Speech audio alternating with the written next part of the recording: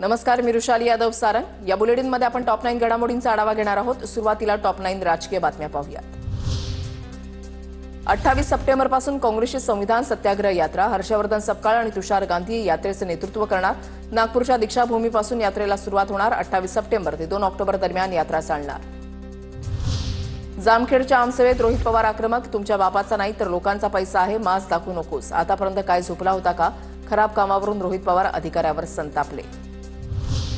अधिकाऱ्यावर दादागिरी करणं रोहित पवारांना शोभत नाही। दादागिरीची भाषा करणाऱ्यांना जनता पायउतार करते। भाजपच्या नवनाथ बन यांची रोहित पवार यांच्यावर टीका। जसे काका तसाच पुतण्या, जाब विचारला पाहिजे, पण रोहित पवारांना सार्वजनिक अपमान करणं शोभतं का? रोहित पवारांनी अधिकाऱ्याला झापल्यानंतर तमान यांची टीका।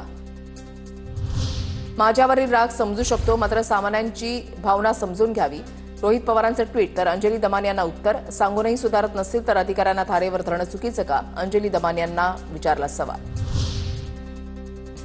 राहुल गांधी पुराव्यानिशी आरोप करत आहेत। आणखी बऱ्याच गोष्टी राहुल गांधी पुराव्यानिशी देशासमोर आणणार। धैर्यशील मोहिते पाटील यांची प्रतिक्रिया। जालन्याच्या अंतरवाली सराठीमध्ये मनोज जरांगे यांनी बैठक बोलावली। मराठवाड्यामधील मराठा समाजाच्या प्रमुखांसोबत बैठक पार पडणार। हैदराबाद गॅझेट संदर्भात बैठकीमध्ये चर्चा होणार।